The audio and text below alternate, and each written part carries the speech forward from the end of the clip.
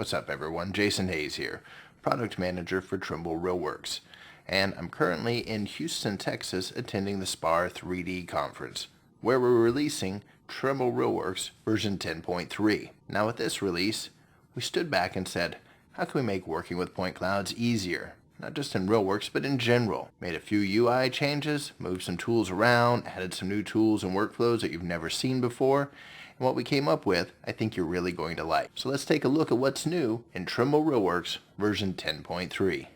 So what did we do? We actually started out up here looking at the ribbon, and what we did is, you'll notice as I go through here and click on the different tabs, the tools move around a little bit. So what we did is we took the tools that you use all the time, or most of the time, moved them out of the ribbon and put them all right here in this vertical toolbar. So they're always in the same place and easy to find. In addition, we also took some of the more common tools that you use and added them up here to the top into the quick access toolbar. After that, then we said, what else can we do to make this easier? So we took a look at our different ways of looking at the point cloud. So if you've been using RealWorks for a while, you've noticed we've started putting a lot of classification tools in here. In fact, if I go in here, render the point cloud by classification, you can see the different objects are popping out pretty good. Something that we've done in this version is we've actually gone up here and added in a couple of new types of classification.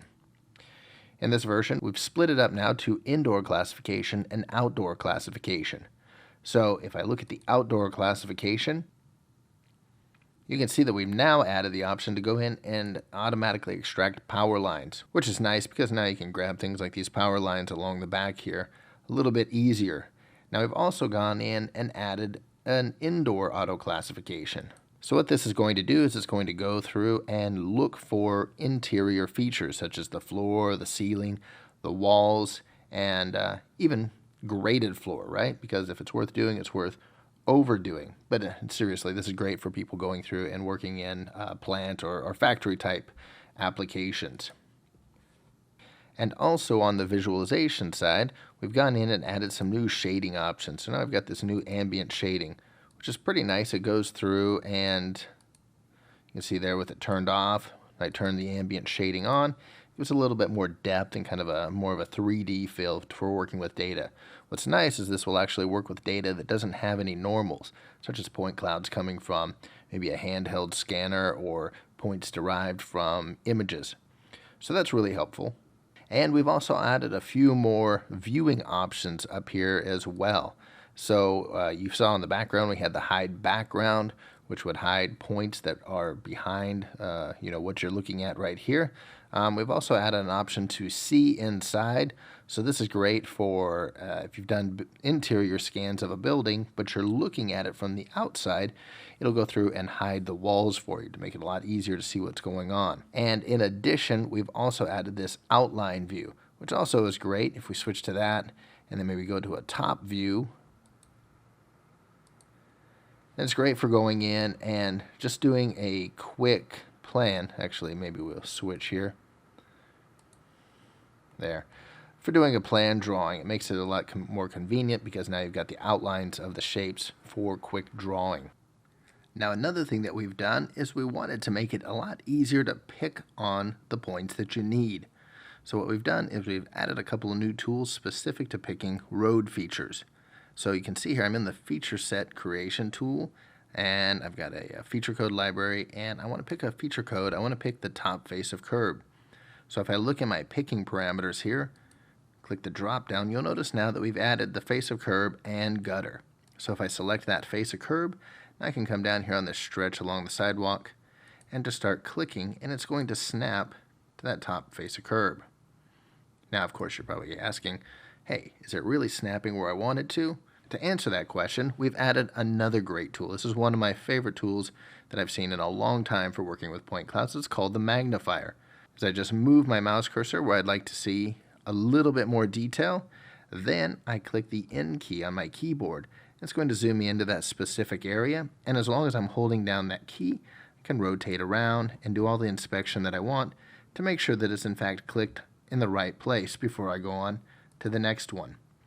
And again, I can just click on the N key, it zooms in there, and if I want to make the area bigger or smaller, I just use the plus or minus keys on my numerical keypad to make the size bigger or smaller.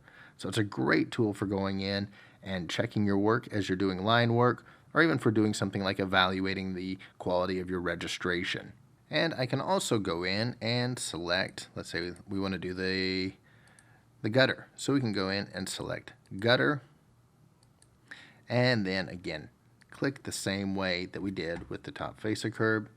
As we move along, it's going to click these points right on the gutter. And again, if I want to go in and inspect, I just click the N button on the keyboard, and I can go in and look at that a little bit more closely before I move on to the next points. Now, another thing that we've done in this release of RealWorks, if you use Trimble Scan Explorer to look at your data, we've made it so that you don't have to save the project whenever you want to open that tool. You just simply come up here and select on Open Scan Explorer. It's just going to go ahead and launch it without the need to save the project before opening it. And then once Scan Explorer is open, you have all the tools available to you that you normally would inside of Scan Explorer. A side benefit of this is that we have also included Scan Explorer inside of the free RealWorks viewer. So if you go online, go to the Trimble RealWorks website, download the RealWorks viewer. You can also go in and use this same view in there as well now. Where people can benefit from this is customers you would normally provide a published project to. So in case they wanted to view the data in 3D as well as the 2.5D view of the Scan Explorer, now they've got both options available right there in the RealWorks viewer. So for those of you that like to create cool looking videos of your point cloud, we've made some improvements in the video creation tool. You'll notice now we have this new high quality option, which will allow you to go in and take care of any aliasing issues that you might have. And that's where you usually see flickering or something in your point cloud. So that should take care of those and give you a much smoother looking video. Now, in addition to the video creator, we've also made improvements on the screen capture. So you'll notice now under the media group, we've got this capture screen at high resolution.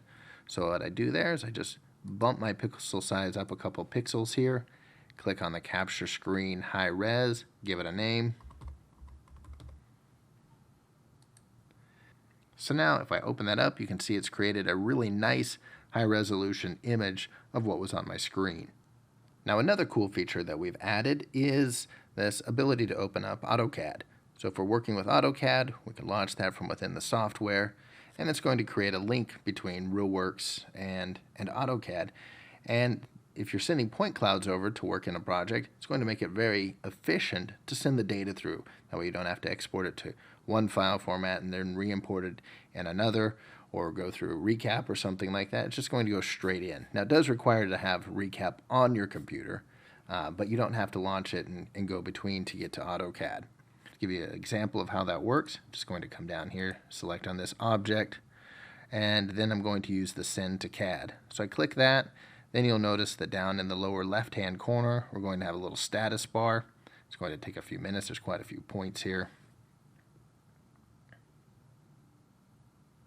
So I've sent that over. So now if I just go over to click on AutoCAD, then when I launch, open that back up, now I'm going to have the point cloud right here in AutoCAD, and I can go and do whatever I need to with it.